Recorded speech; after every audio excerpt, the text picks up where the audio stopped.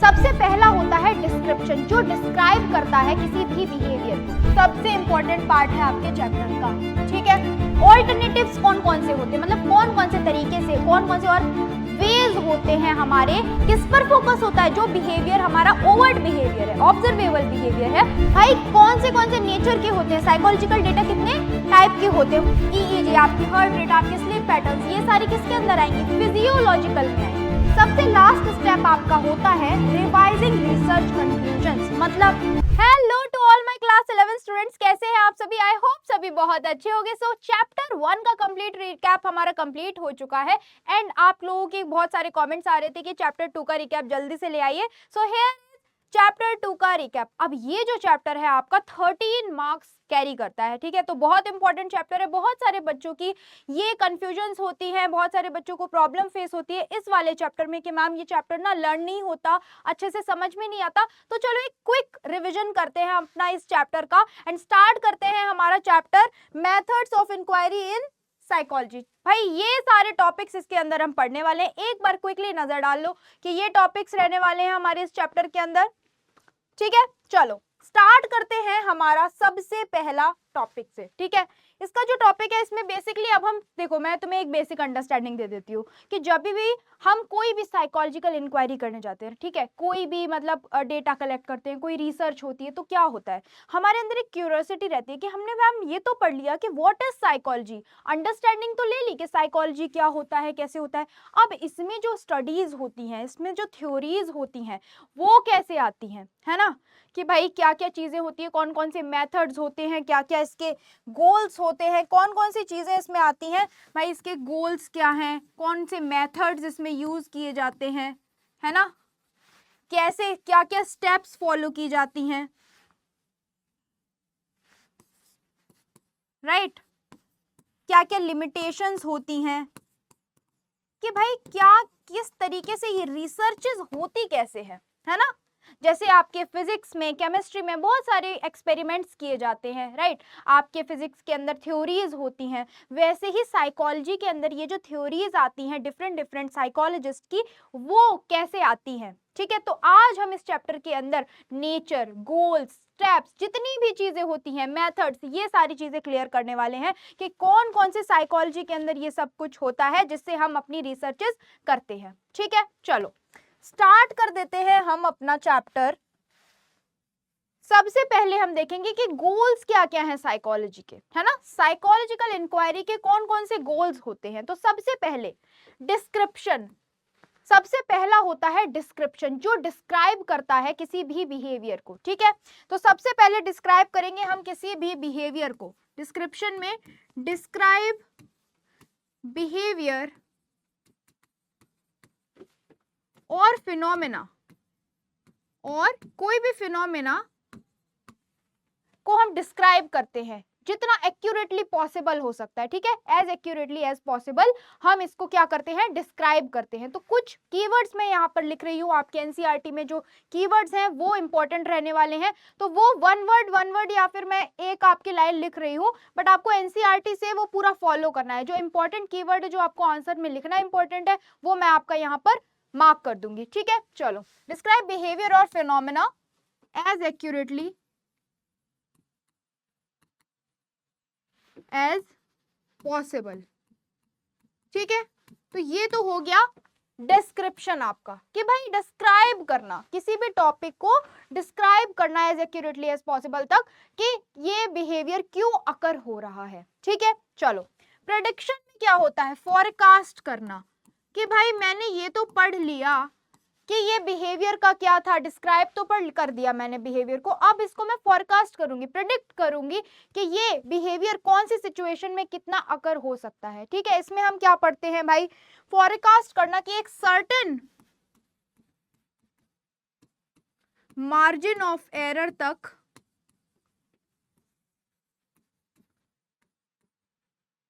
Behaviour को forecast करना, किसको, फॉरकास्ट बिहेवियर, ठीक है।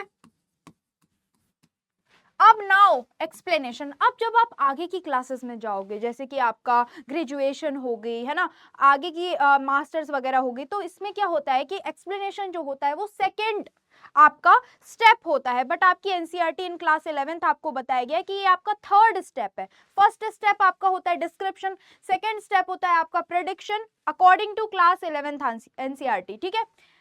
थर्ड स्टेप आपका बताया एक्सप्लेनेशन। इसमें हम क्या करते हैं, इसमें हम देखते हैं भाई कॉज फाइंड करते हैं, फाइंड आउट कॉज, कि भाई कौन सा ऐसा कॉज है जिसकी वजह से ये बिहेवियर जो है अकर हो रहा है, ठीक है। Find out cause, cause effect relationship को इसमें हम स्टडी करते हैं, एक्सप्लेन करते हैं, ठीक है। उसके बाद कंट्रोल, अब जब हमने पढ़ लिया कि डिस्क्राइब कर दिया बिहेवियर को, प्रेडिक्ट भी कर दिया, एक्सप्लेन भी कर दिया, now we will come to control, modify करना बिहेवियर को, ठीक है। मॉडिफिकेशन, अगर कंट्रोल को मैं एक वर्ड और दूं तो दैट इज मॉडिफिकेशन, ठीक है भाई। मॉडिफिकेशन कि भाई मैं इस बिहेवियर को या तो इंक्रीज कर सकती हूँ, डिक्रीज कर सकती हूँ, है ना, चेंज कर सकती हूँ, किस किस तरीके से, ठीक है, कि कौन सी पॉसिबल ऐसी वेज हैं जिसमें मैं उस बिहेवियर को अच्छी तरीके से चेंज कर सकती हूँ। कि अगर कोई बच्चा किसी सिचुएशन में एग्रेसिव बिहेव कर रहा है तो मैं जाके उस सिचुएशन को नॉर्मलाइज करने की कोशिश करूंगी, या फिर उस बच्चे की कुछ ऐसी चीजें उसके बिहेवियर में लाने की कोशिश करूंगी जिससे वो अपना बिहेवियर चेंज कर दे। तो दैट्स इट, ठीक है। तो इसमें तीन चीजें इंपॉर्टेंट होती हैं कि या तो मैं इसको इनहेंस करने की कोशिश कर दूंगी, ठीक है, या फिर इसको डिक्रीज करने की कोशिश करूंगी, कुछ ऐसा करूंगी जिससे ये बिहेवियर क्या हो, मॉडिफाई हो जाए, ठीक है। नाउ नेक्स्ट सबसे लास्ट होता है एप्लीकेशन या फिर यूज करना। अब जितनी भी स्टडी हमने यहाँ तक की है उसको हम क्या करेंगे, यूज करेंगे कि भाई एक पॉसिबल आउटकम लाने के लिए, अपनी लाइफ में पॉसिबल आउटकम लाने के लिए हम क्या करेंगे, इसको यूज करेंगे सारी इंफॉर्मेशन को, ठीक है। तो use of that information for people, उनकी लाइफ को एक पॉजिटिव मैनर में लाने के लिए, तो उसको क्या बोलेंगे हम, एप्लीकेशन। तो that's it for your goals. एक बार आप एक यहाँ पर देख लीजिए, उसके बाद हम नेक्स्ट स्टेप स्टार्ट करते हैं।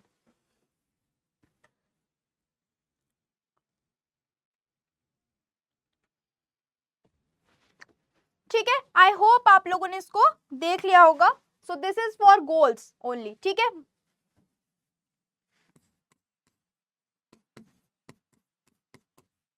ठीक है, इसको यूज करते हैं फॉर पॉसिबल लाइफ चेंजिंग के लिए, ठीक है। Goals is done, now will come two steps. कौन से स्टेप्स यूज किए जाते हैं जब भी हम कोई साइंटिफिक रिसर्च करते हैं। अब इसमें भी तो साइंटिफिक रिसर्च होती है ना, क्योंकि देखो हमने पढ़ा था कि भाई साइकोलॉजी एक क्या होती है, एक नेचुरल साइंस के तरीके से भी हम इसको क्या करते हैं, स्टडी करते हैं। तो इसमें क्या होगा, साइंटिफिक रिसर्चेस भी होती हैं। हाइपोथेटिको डिडक्टिव मॉडल जो हमने पढ़ा था चैप्टर नंबर 1 में, कि भाई इसमें नेचुरल साइंसेस को क्यों एज अ नेचुरल साइंस इसलिए लेते हैं क्योंकि इसमें एक मेथड यूज किया जाता है इसकी स्टडीज में, इसकी थ्योरीज में, इसकी रिसर्चेज में, हाइपोथेटिको डिडक्टिव मॉडल, है ना, जिससे हम भाई अपनी हाइपोथेसिस निकालते हैं एक थ्योरी को प्रूव करने के लिए। तो कौन कौन से रिसर्च के स्टेप्स होते हैं, तो सबसे पहले होता है कॉन्सेप्चुअलाइजिंग अ प्रॉब्लम, मतलब आप एक टॉपिक को सिलेक्ट करोगे, टॉपिक को सिलेक्ट करोगे, ठीक है, टॉपिक या थीम को सबसे पहले आप सिलेक्ट करोगे कि आपको किस पर रिसर्च करनी है, ठीक है। उसके बाद क्या करोगे, डेटा कलेक्शन करोगे, है ना, डिफरेंट डिफरेंट मेथड्स को यूज करके, यूजिंग डिफरेंट मेथड्स आप क्या करोगे, डेटा को कलेक्ट करोगे, okay. Now you will draw the conclusions, है ना, कंक्लूजन्स निकालोगे कि हाँ मैंने ये टॉपिक सिलेक्ट किया, इसके डिफरेंट मेथड्स यूज करके इसका डेटा निकाल लिया। नाउ कंक्लूजन ड्रॉ करोगे, है ना, कि भाई क्या इसका हो सकता है कि अगर मैंने कोई लर्निंग की थ्योरी निकाली तो इसका कंक्लूजन ये है कि ऑब्जर्वेशन करके बच्चा अपने बिहेवियर को लर्न करता है, तो मेरा कंक्लूजन ये निकल के आया, ठीक है। सबसे लास्ट स्टेप आपका होता है रिवाइजिंग रिसर्च कंक्लूजन्स, मतलब रिवाइजिंग रिसर्च कंक्लूजन्स का मतलब है कि भाई आप उस चीज को पूरा रिवाइज कर रहे हो, है ना, स्टार्टिंग से लेके एंड तक, कि भाई मैंने जो हाइपोथेसिस निकाली थी उसके बाद में जो कंक्लूजन निकली थी क्या वो ठीक है, हाइपोथेसिस जो है मेरी क्या वो कंक्लूजन से मैच कर रही है, अगर नहीं कर रही है तो फिर मुझे स्टार्टिंग से सारी स्टेप्स दोबारा से करनी पड़ेंगी, ठीक है। तो आपका जो हाइपोथेसिस है इसको वेरिफिकेशन एक तरीके से मैं बोलूं, ठीक है, वेरीफाई करोगे आप अपने हाइपोथेसिस को कि भाई वो ठीक है या नहीं है। अगर थ्योरी ठीक है, आपकी कंक्लूजन्स आपके ठीक निकल रहे हैं, वो मैच कर रहे हैं आपके हाइपोथेसिस कंक्लूजन से, तो ठीक है, आपका वेरीफाई हो गया, नेक्स्ट हैंस प्रूव्ड आपकी थ्योरी। बट अगर नहीं है तो फिर से आपको पूरी स्टेप जो है सर्कल करना पड़ेगा, ठीक है। तो एक बार फिर से इसको भी देख लो आप।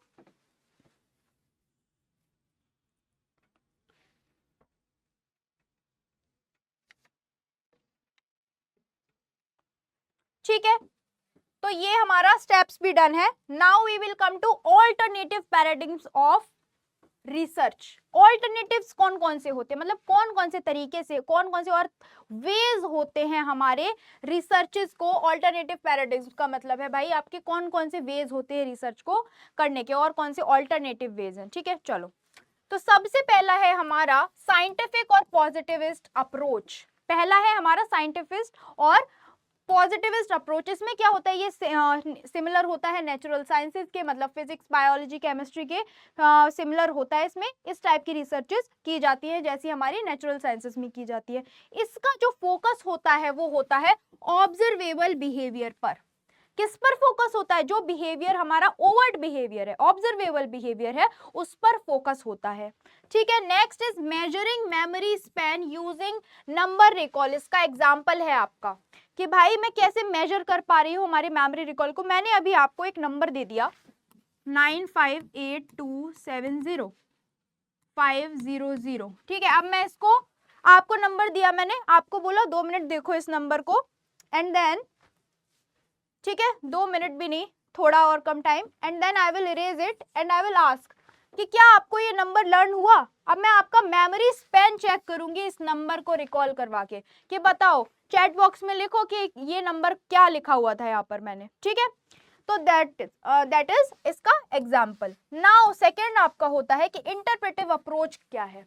इंटरप्रेटिव अप्रोच जो होता है that focuses on subjective experiences. इस पर किस पर फोकस था, बिहेवियर, ऑब्जर्वेबल बिहेवियर पर फोकस था, बट इसमें आपके सब्जेक्टिव एक्सपीरियंसेस पर फोकस है। एक्सपीरियंसेस कैसे होते हैं, सब्जेक्टिव होते हैं, सबके अलग अलग होते हैं, ठीक है। इसका एग्जाम्पल है studying personal experiences of tsunami victims through interviews. अब मैं इंटरव्यू लेने जाऊं जो सुनामी के विक्टिम्स हैं, उनका इंटरव्यू जब मैं लूंगी तो क्या होगा, वो किसी का इंटरव्यू, मतलब जो एक्सप्लेनेशन होगा, जिसका एक्सपीरियंस होगा, वो दूसरा निकलेगा, है ना। XYZ 3 अगर पर्सन्स का मैं इंटरव्यू लूं तो तीनों के एक्सपीरियंसेस अलग होंगे, है ना। तीनों की सिचुएशंस अलग होगी। किसी ने भाई अपना घर खो दिया, किसी ने अपना फैमिली मेंबर खो दिया, किसी ने किसी को अब शिफ्ट करना पड़ जाएगा वहां से, है ना। बहुत सारी डिफरेंट, किसी ने अपने जो उनके पेट एनिमल्स थे वो खो दिए। तो सबके एक्सपीरियंसेस क्या होंगे, डिफरेंट होंगे, ठीक है। तो this is what interpretive approaches. तो और डिफरेंट सिचुएशंस और सर्कमस्टांसेस के अकॉर्डिंग ही हम अपने जो ये अप्रोचेस हैं वो यूज करते हैं, ठीक है। डिफरेंट सर्कमस्टांसेस के अकॉर्डिंग, कोई सर्कमस्टांस जहां पर हमें ये वाला यूज करना होगा according to the situation, according to the circumstances, हम ये अप्रोच यूज करते हैं, एंड जहां पर हमें ये वाला अप्रोच यूज करना होता है वहां ये वाला अप्रोच यूज करते हैं। तो इसमें लिखा भी है कि both approaches are use depending on the research problem. हमारी जैसी प्रॉब्लम होगी वही अप्रोच हम यूज करते हैं फॉर रिसर्चेस, ठीक है। तो ये भी हमारा थर्ड टॉपिक कंप्लीट है। अब now we will come to nature of psychological data। भाई कौन से नेचर के होते हैं साइकोलॉजिकल डेटा, कितने टाइप के होते हैं वो भी देखो। नेचर क्या क्या होता है, साइकोलॉजी जो साइकोलॉजिस्ट होते हैं वो डिफरेंट टाइप से डेटा को कलेक्ट करते हैं। अब इसमें आपके 4 टाइप बताए हैं। एक आपका डेमोग्राफिक इन्फॉर्मेशन, मतलब आपके जिस इन्फॉर्मेशन में आपसे क्या पूछा जाता है, जिस टाइप ऑफ डेटा में आपसे पूछा जाता है आपकी एज, जेंडर, आपकी पर्सनल इन्फॉर्मेशन बेसिकली मैं बोलूँ अगर, ठीक है, आपकी पर्सनल इंफॉर्मेशन जहां ली जा रही है दैट इज आपका डेमोग्राफिक इंफॉर्मेशन, ठीक है। नेक्स्ट इज आपका फिजिकल इंफॉर्मेशन, जैसे कि अब बच्चे बहुत ज्यादा कंफ्यूज होते हैं किस चीज में, फिजिकल और फिजियोलॉजिकल में। देखो फिजियो मतलब आपकी बायोलॉजी से रिलेटेड, आपकी बॉडी से रिलेटेड जो चीजें आपसे पूछी जाएंगी, आपका हाइट, वेट, आपका EEG, आपकी हार्ट रेट, आपके स्लीप पैटर्न्स, ये सारी किसके अंदर आएंगी? फिजियोलॉजिकल में आएंगी, ठीक है, फिजियोलॉजिकल में। हमेशा कभी भी आपको क्या कंफ्यूज नहीं होना है इन दो चीजों में, फिजियो और फिजिकल में। फिजिकल इंफॉर्मेशन में आपकी आसपास की आपकी जो हाउसिंग कंडीशंस है, आपके नेबरहुड है, आपकी फैसिलिटीज है, इन चीजों के बारे में आपसे पूछा जाता है, ठीक है। नेक्स्ट है आपका साइकोलॉजिकल इंफॉर्मेशन। कौन सी होती है? साइकोलॉजिकल इंफॉर्मेशन आपकी साइकी के बारे में, आपकी मेंटल इश्यूज के बारे में, आपकी साइकोलॉजी के बारे में जो चीजें पूछी जाती हैं, जैसे इंटेलिजेंस, पर्सनालिटी, इमोशंस, एटीट्यूड्स, ये वाली जो इन्फॉर्मेशन कलेक्ट की जाती है, ये किसके अंडर आती है? साइकोलॉजिकल इंफॉर्मेशन के अंडर आती है, ठीक है। आई होप नेचर तक आपको सब कुछ समझ में आ गया होगा, ठीक है।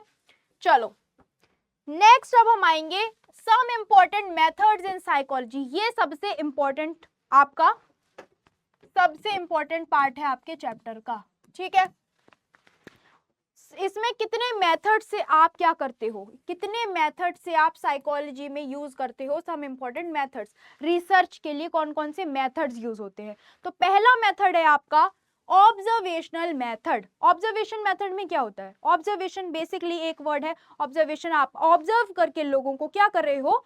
अपना डेटा कलेक्ट कर रहे हो, ठीक है। देखो अब इसमें तीन चीजें बहुत इंपॉर्टेंट है, सिलेक्शन, रिकॉर्डिंग और एनालिसिस ऑफ डेटा। कि ऑब्जर्वेशन के अंदर तीन चीजें आपकी इंपॉर्टेंट है, क्या है? Selection, choosing specific behaviour to observe. मुझे एग्रेशन पे मैं साइकोलॉजिस्ट हूँ, मुझे ऑब्जर्व करना है भाई, मैंने ऑब्जर्वेशन मेथड चूज किया और उसमें मैंने कौन सा टॉपिक चूज किया, कौन सा बिहेवियर चूज किया?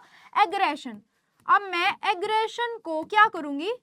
एग्रेशन को ऑब्जर्व करूंगी। किस तरीके से ऑब्जर्व करूंगी? सबसे पहले क्या करूंगी? रिकॉर्डिंग करूंगी, नोट्स, फोटोग्राफ्स, वीडियो रिकॉर्डिंग्स, है ना, जा जाके अलग अलग बच्चों के मतलब बिहेवियर्स को रिकॉर्ड करूंगी, ठीक है, तो रिकॉर्डिंग।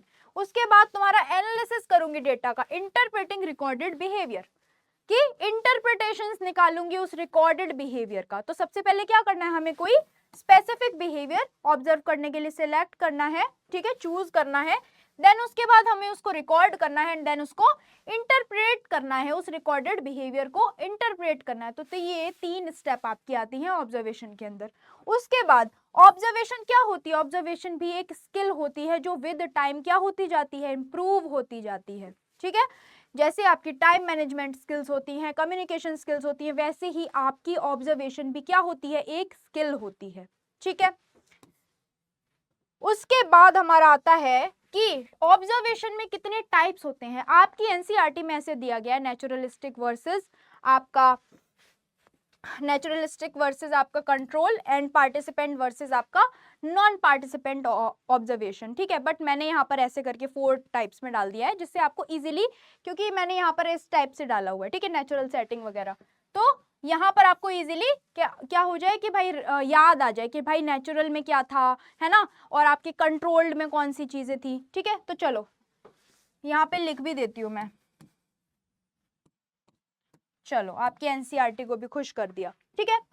नेचुरलिस्टिक वर्सेस आपका कंट्रोल पढ़ते हैं। सबसे पहले जो नेचुरलिस्टिक होती है वो नेचुरल सेटिंग्स में होती है, जैसे कि आप नेचुरल सेटिंग्स में जाके किसी बच्चे का बिहेवियर रिकॉर्ड कर रहे हो। जैसे कि कुछ बच्चे हैं पार्क में खेल रहे हैं, आप जाके वहां पर उनका बिहेवियर रिकॉर्ड करो कि वो कितने खुश हैं, कि कौन से बच्चे लड़ाई कर रहे हैं, कौन से बच्चे चीख रहे हैं, चिल्ला रहे हैं। तो ये एक नेचुरल है ना सेटिंग थी, जहां पर मैंने जाके किया, वहां पर मैंने कोई भी चीज को इधर से उधर नहीं उठाया ना, क्या नहीं, मैं कुछ भी नहीं कर सकती, पार्क का गेट इधर से उधर थोड़े ना कर दूंगी ले जाके, है ना। नेचुरल सेटिंग है वो, वहां मुझे एज इट इज जो चीजें जैसी हैं वैसे ही वहां पर जाके रिकॉर्ड करना है मुझे उनका बिहेवियर। तो दैट इज बेसिकली आपका नेचुरलिस्टिक ऑब्जर्वेशन, ठीक है, नेचुरल सेटिंग्स के अंदर जो किया जा रहा है।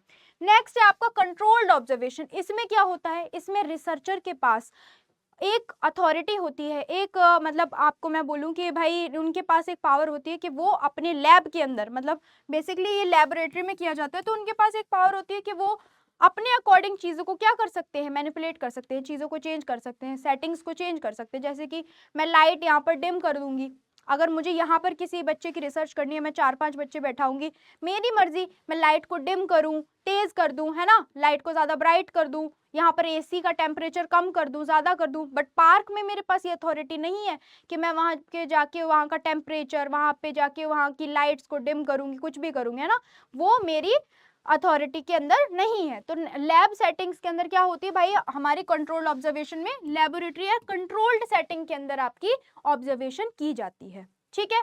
नेक्स्ट है पार्टिसिपेंट्स वर्सेस नॉन पार्टिसिपेंट। तो भाई पार्टिसिपेंट में क्या होता है, पार्टिसिपेंट में एक जो रिसर्चर है आपका वो जाके आपके ग्रुप का पार्ट बन जाता है। मान लो कि एक स्कूल मतलब आपका एक ग्रुप है, ठीक है, मैं आपके ग्रुप में आके आपका पार्ट बन जाऊं ग्रुप का, ठीक है, और आपके साथ रहूं, आपके साथ खेलूं कूदूं, ठीक है, आपके ग्रुप का आपके क्लास के बच्चे बन के आपका पार्ट बन जाऊं, फिर आप मेरे सामने बिल्कुल क्या करोगे, बिहेव एकदम नॉर्मल, जैसे आप अपने फ्रेंड्स के साथ बिहेव करते हो वैसे ही आप मेरे साथ भी बिहेव करने लगोगे, है ना।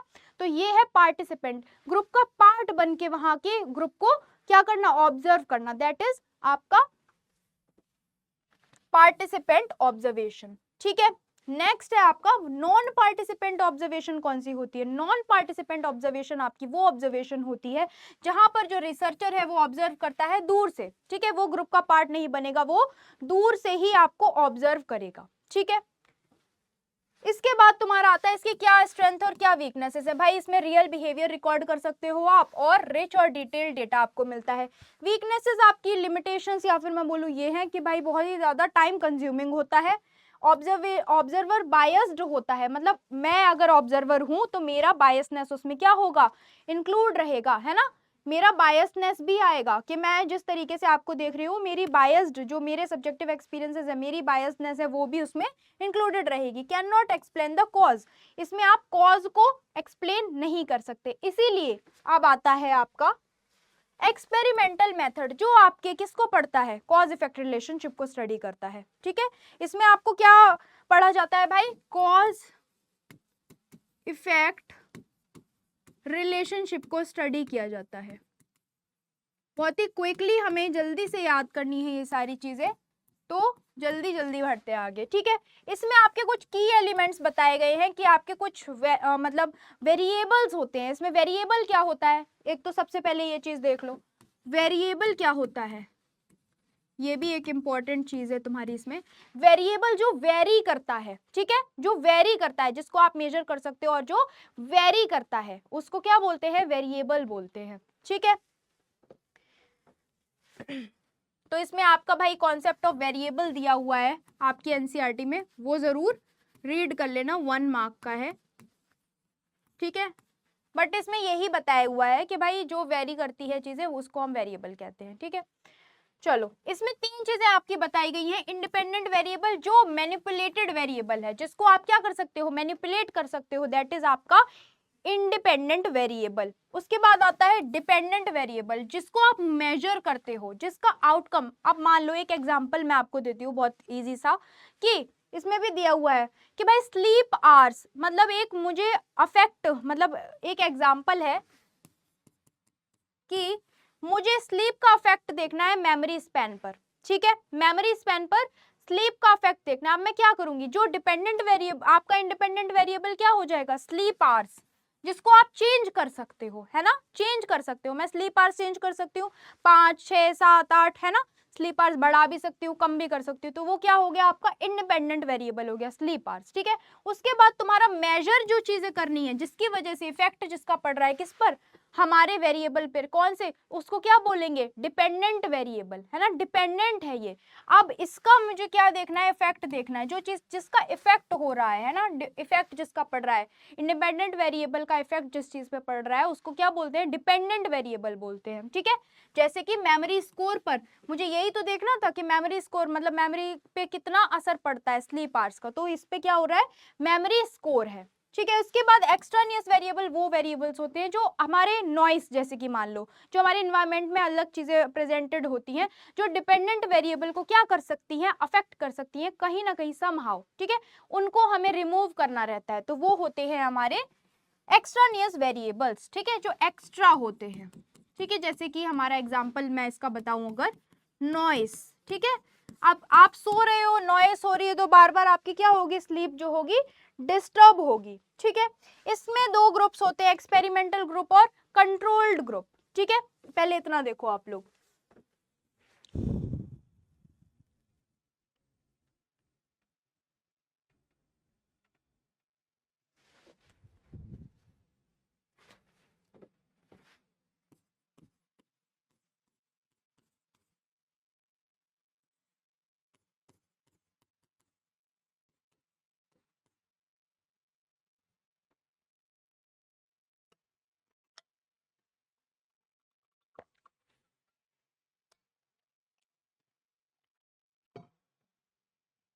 ठीक है, now we will come to कि भाई कौन कौन से टाइप के हमारे ग्रुप होते हैं। एक्सपेरिमेंटल ग्रुप होता है, ठीक है, जो रिसीव करता है आईवी को, एक वर्ड में ही याद करनी है हमें चीजें, जो रिसीव कर रहा है इंडिपेंडेंट वेरिएबल को उसको क्या बोलते हैं, हमारा एक्सपेरिमेंटल ग्रुप, ठीक है।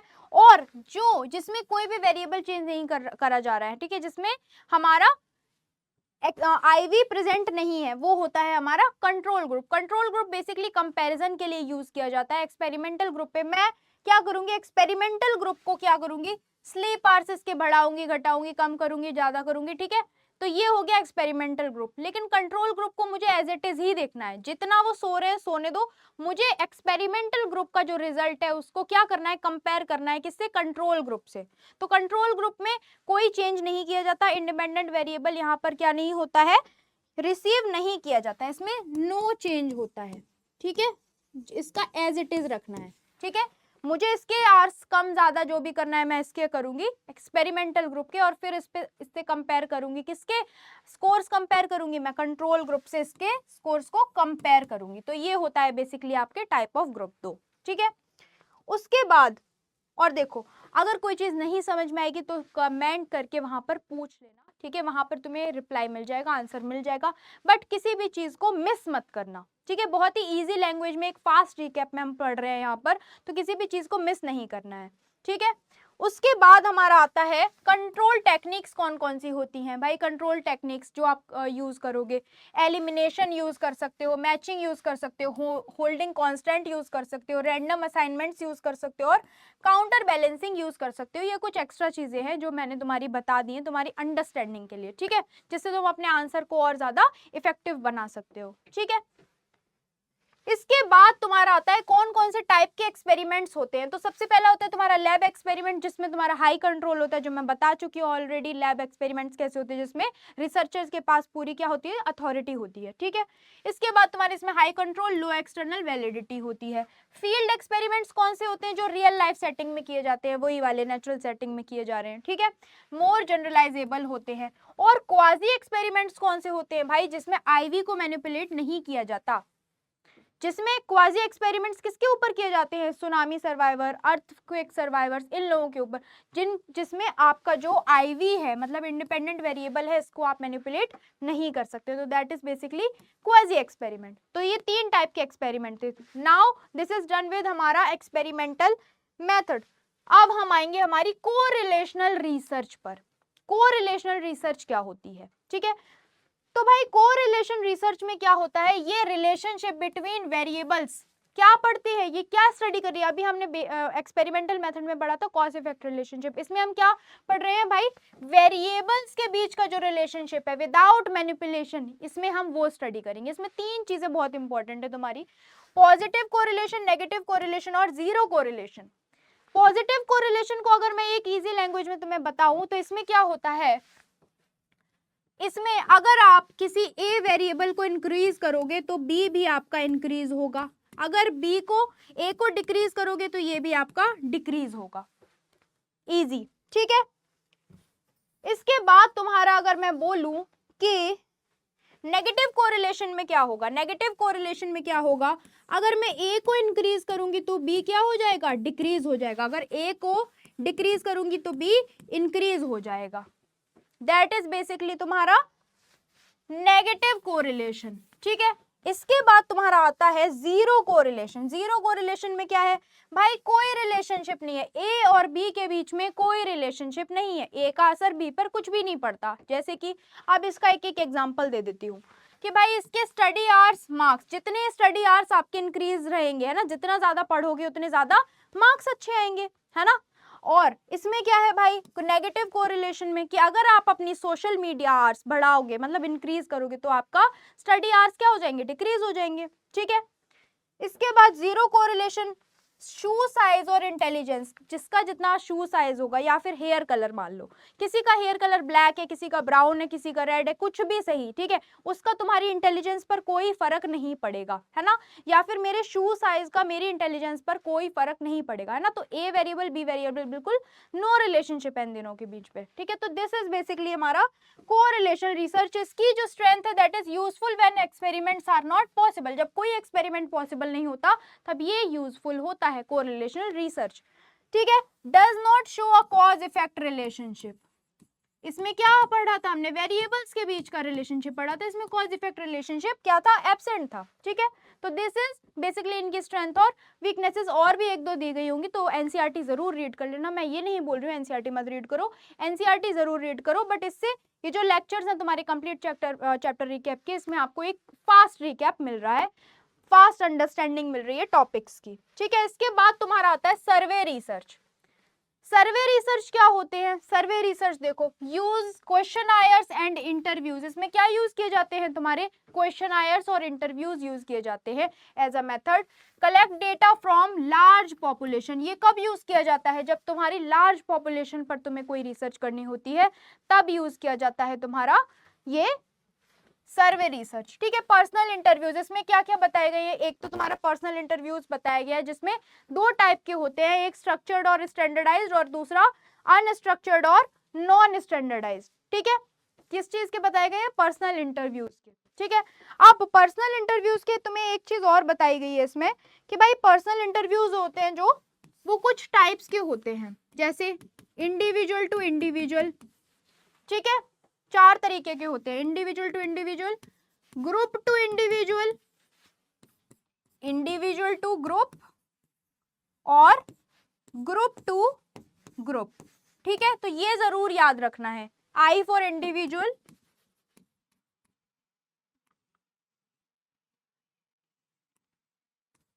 और जी फॉर ग्रुप, ठीक है। अब ये दो टाइप के तुम्हारे हो गए कि भाई एक स्ट्रक्चर्ड और स्टैंडर्डाइज्ड होता है, दूसरा अनस्ट्रक्चर्ड और नॉन स्टैंडर्डाइज्ड होता है। दूसरा होता है क्वेश्चन आयर सर्वे, इसमें आपको क्वेश्चन दे दिए जाते हैं कुछ, आपने देखा होगा आपको गूगल मैप्स पर कुछ मतलब गूगल डॉक्स पे क्वेश्चंस आते हैं आपके, है ना, क्वेश्चन आयर आपके दिए जाते हैं कि जिससे आप क्वेश्चंस कर लो, मल्टीपल चॉइस क्वेश्चंस दिए जाते हैं, ये लार्ज ग्रुप को दिए जाते हैं ना, इसमें क्वेश्चंस पूछे जाते हैं आपसे, क्वेश्चंस पूछ के आप उसको टिक करते हो और उसके आंसर्स कर देते हो, ठीक है, रेटिंग्स वगैरह, ठीक है। टेलीफोन सर्विस में आपसे कस्टमर केयर आपसे फोन करके पूछते हैं कि अच्छा आपको हमारा प्रोडक्ट कैसा लगा, हमारी सर्विसेज कैसी लगी, तो दैट इज बेसिकली टेलीफोनिक सर्वे, ठीक है। इसकी कुछ लिमिटेशंस अगर मैं बताऊं तो भाई इसमें कभी कभी लोग क्या करते हैं, आपके मतलब सामने वाले को खुश करने के लिए गलत आंसर्स दे देते हैं, है ना, और या फिर मीडियोकर आंसर्स देते हैं ना। रेटिंग्स आप हमेशा कैसे देते हैं, 1 to 5 की अगर रेटिंग होती है तो हम अक्सर 3, 4 ऐसी रेटिंग्स देते हैं, है ना। तो ये कैसे होते हैं, आपके जो कंज्यूमर बायस्ड होते हैं ना, कंज्यूमर का जो जैसा मन करेगा वैसा वो आंसर कर देगा, ठीक है। इसके बाद हमारा आता है साइकोलॉजिकल टेस्टिंग। साइकोलॉजिकल टेस्टिंग क्या होती है, साइकोलॉजिकल टेस्टिंग एक सबसे बहुत इंपॉर्टेंट पॉइंट है इसमें, स्टैंडर्डाइज्ड और ऑब्जेक्टिव मैनर होता है किसी भी क्या साइकोलॉजिकल इसको पढ़ने का, ठीक है, साइकोलॉजिकल इंफॉर्मेशन को स्टडी करने का एक आपका स्टैंडर्डाइज्ड और ऑब्जेक्टिव इंस्ट्रूमेंट होता है, ठीक है। इसके क्या फीचर्स होते हैं भाई, इसमें ऑब्जेक्टिविटी होती है, ऑब्जेक्टिविटी का मतलब तीन चीजें बहुत इंपॉर्टेंट है इसकी, ऑब्जेक्टिविटी, रिलायबिलिटी और वैलिडिटी, ठीक है। ऑब्जेक्टिविटी का मतलब होता है कि अगर एक इंसान, एक रिसर्चर या फिर एक से ज्यादा रिसर्चर भी सेम टॉपिक पर स्टडी कर रहे हैं, सेम टेस्ट पर स्टडी कर रहे हैं, तो उनके कंक्लूजन जो होंगे समहाउ सेम आने चाहिए, तो दैट इज ऑब्जेक्टिविटी, ठीक है। रिलायबल होना चाहिए, वो जो टेस्ट है वो कैसा, और जिसके जो टेस्ट की जो कंक्लूजन है वो कैसे होने चाहिए, रिलायबल होने चाहिए, वो टेस्ट जो है वो उस टॉपिक के लिए कैसा होना चाहिए, उसके आंसर जो है रिलायबल होने चाहिए, उसके स्कोर्स रिलायबल होने चाहिए, ठीक है। वैलिडिटी मतलब वो जो टॉपिक मतलब जो भी टेस्ट आप यूज कर रहे हो, उस जिस थीम पर आपने सेलेक्ट किया है, जिस थीम पर आप उस टेस्ट को अप्लाई कर रहे हो, वो उसके लिए वैलिड होना चाहिए, ठीक है। तो ये तीन चीजें आपकी बताई हैं। Same condition for all participants, ठीक है।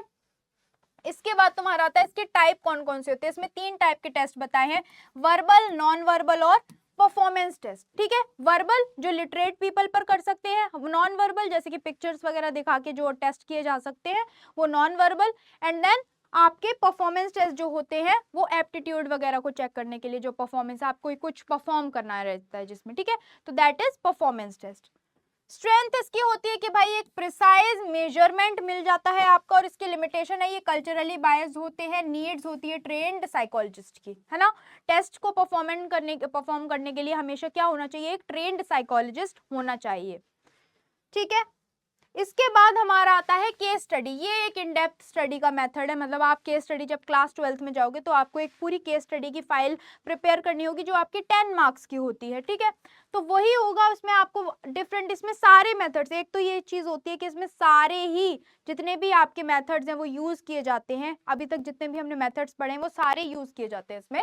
इन डेप्थ स्टडी होती है और ये सारे ही मेथड्स को यूज करती है अपनी केस स्टडी के अंदर, ठीक है। ऑफ एन इंडिविजुअल और स्मॉल ग्रुप, आप इंडिविजुअल पर भी कर सकते हो और स्मॉल ग्रुप पर भी कर सकते हो। इसका एग्जांपल्स दो दिए हुए हैं, या फिर मतलब कोई भी एग्जांपल, मैंने जैसे किया था, केस स्टडी किया था मैंने एक ड्रग एडिक्ट पर्सन पर, तो ठीक है, एग्जांपल हो गया आपका केस स्टडी का कि भाई आप कौन से किस इंसान के ऊपर केस स्टडी कर रहे हो, किस टॉपिक के ऊपर कर रहे हो, ठीक है। बेसिकली उसकी इन डेप्थ स्टडी, उसकी हिस्ट्री वगैरह आपको सब कुछ निकालना रहेगा इसमें, ठीक है।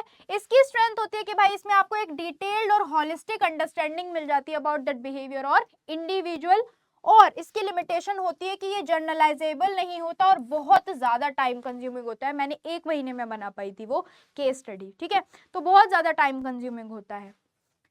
इसके बाद तुम्हारा है कि भाई analysis of data. Analysis of data 2 type से आप कर सकते हो, ये तीसरा मैंने एक्स्ट्रा डाल दिया है, बट आपको आपके एनसीईआरटी में ये 2 इंपॉर्टेंट ही बताए गए हैं। क्वांटिटेटिव मेथड जिसमें आपका मीन, मीडियन, मोड वगैरह, कोरिलेशन रिसर्च वगैरह यूज की जाती है, वो होता है आपका क्वांटिटेटिव। जब आपकी रिसर्च हो गई, डेटा को एनालाइज कैसे करोगे आप, मेथड्स यूज करके रिसर्च तो कर ली, डेटा कलेक्ट कर लिया, अब उस डेटा को एनालाइज कैसे कर रहे हो, उसके लिए 2 मेथड्स हैं आपके, एक क्वालिटेटिव और क्वांटिटेटिव और दूसरा क्वालिटेटिव। क्वालिटेटिव में क्या है भाई, नैरेटिव एंड कंटेंट एनालिसिस, मतलब पूरा नरेशन, केस स्टडी वगैरह को एनालाइज करने के लिए नैरेटिव्स आपके जो होते हैं या फिर पूरा कंटेंट एनालिसिस होता है, वो आपका क्वालिटेटिव मेथड में किया जाता है, ठीक है। इसके बाद मिक्स्ड अप्रोच, मतलब कॉम्बिनेशन ऑफ वो, दोनों को भी यूज करा जा सकता है कहीं कहीं, ठीक है, ऐसा नहीं है कि सिर्फ एक का यूज कर सकते हैं, दोनों को यूज कर सकते हैं सिचुएशन वाइज, ठीक है। इसकी एग्जांपल है कि भाई एग्जाम स्ट्रेस स्टडी, क्वांटिटेटिव में क्या करोगे, एंजाइटी स्कोर निकालोगे, और क्वालिटेटिव का हो जाएगा पर्सनल इंटरव्यू लेके उसका क्वालिटेटिव एनालिसिस कर लोगे, ठीक है। एनालिसिस ऑफ डेटा कंप्लीटेड है। इसके बाद आता है हमारी कौन कौन सी लिमिटेशंस होती हैं साइकोलॉजिकल इंक्वायरी के अंदर। 3 आपकी एनसीईआरटी में दी गई हैं। Lack of true zero point, अगर मैं lack of true zero point को एक लाइन में डिस्क्राइब करूं तो क्या आपकी कोई भी चीज, साइकोलॉजिकल के जो स्कोर्स होते हैं, साइकोलॉजिकल स्कोर जो होते हैं वो कभी भी 0 नहीं हो सकते, ठीक है, 0 नहीं हो सकते, क्योंकि अगर मैं किसी के ऊपर इंटेलिजेंस टेस्ट करूंगी तो क्या किसी भी इंसान की, वर्ड में क्या इंपॉर्टेंट है कि कोई भी इंसान जो है वो 0 इंटेलिजेंस कंसिडर करता हो, मतलब 0 इंटेलिजेंस उसके अंदर हो, क्या ऐसा पॉसिबल है, नहीं है पॉसिबल। तो इसमें क्या होता है, lack of true zero point होता है, ठीक है, 0 किसी भी साइकोलॉजिकल टेस्टिंग की वो नहीं हो सकती, आंसर नहीं हो सकता। Relative nature of psychological tools, अब क्या होता है कि भाई हमेशा जो कल्चर, मतलब कल्चर होता है, डिफरेंट कल्चर्स होते हैं, डिफरेंट इंडिविजुअल्स होते हैं, बट हमारे जो साइकोलॉजिकल टूल्स होते हैं उनका नेचर कैसा होता है, रिलेटिव नेचर होता है ना, सबके लिए सेम नहीं हम यूज कर सकते, तो ये भी एक लिमिटेशन है, ठीक है। दूसरा है subjective interpretation of qualitative data. अब इसमें जो रिसर्चर होता है उसकी बायसनेस क्या होती है, इंक्लूडेड होती है, जिससे सब्जेक्टिव नेचर बन जाता है आपके क्वालिटेटिव डेटा का, ठीक है, तो दैट इज बेसिकली आपकी लिमिटेशन। इसके बाद हमारा लास्ट है भाई ethical issues in psychological research. कौन कौन से एथिकल इश्यूज आते हैं, एथिकल इश्यूज, इन्फॉर्म्ड कंसेंट, हमेशा कौन कौन से एथिक्स को आपके जो रिसर्चर है उसको यूज करना होगा, ठीक है। इन्फॉर्म्ड कंसेंट आपको हमेशा बताना रहेगा, अपना जो भी आपका इंडिविजुअल है उसको बताना होगा कि भाई कौन सा आप किस पे उस पे रिसर्च कर रहे हो, है ना, उसका इन्फॉर्म्ड कंसेंट लेना होगा। आप बिना बताए उसको नहीं कर सकते कि भाई मैंने आपको बताया भी नहीं है, मैं आपके ऊपर रिसर्च कर रही हूँ, ठीक है। इन्फॉर्म्ड कंसेंट होना चाहिए, वॉलंटरी पार्टिसिपेशन होना चाहिए, आपके जो भी इंडिविजुअल है उसका वॉलंटरी पार्टिसिपेशन होना चाहिए। उसको जरूरी नहीं है, आप हमेशा जबरदस्ती नहीं बिठा सकती, हमेशा क्या, कभी भी नहीं बिठा सकते, उसका खुद का मन होगा तभी उसके ऊपर आप रिसर्च कर सकते हो। डीब्रीफिंग, उसको पूरा डीब्रीफ करना होगा कि मैं ये चीजें आपके ऊपर यूज करने वाला हूँ, ये मेथड यूज करने वाला हूँ, क्या आप इसके लिए राजी हो, ठीक है, तो उसको पूरा डीब्रीफ करना है। Sharing the result of the study, उसके साथ रिजल्ट की जो स्टडीज है वो शेयर करनी है। एंड देन कॉन्फिडेंशियलिटी रखनी है आपकी डेटा सोर्स की, जो भी आपको उसने चीजें बताई हैं उसका कॉन्फिडेंशियल रखना है, और अगर आपको डेटा कहीं यूज भी करना है तो उसका नाम वहां पर नहीं आना चाहिए। तो that is basically ethical issues, ठीक है। नाउ विद दिस हम अपना पूरा चैप्टर कंप्लीट कर चुके हैं। ये आपके कुछ होमवर्क में क्वेश्चन, जो इंपॉर्टेंट क्वेश्चन इस चैप्टर से बनते हैं, वो मैंने 2 क्वेश्चन आपके 10 क्वेश्चंस यहाँ पर डाले हुए हैं। आई विश आप लोग ये सारे क्वेश्चंस अटेम्प्ट कर लेना। ये आपको मिल जाएगी पीडीएफ, जो भी आपकी लेक्चर नोट जो हैं वो आपके मिल जाएंगे आपको पीडब्ल्यू ऐप पर या फिर आपके ये वीडियो के डिस्क्रिप्शन में, ठीक है। With this, we are completed with this chapter. I will come here soon with your chapter number 3. तब तक के लिए अच्छे से पढ़ते रहो, अपना ध्यान रखो और thank you very much.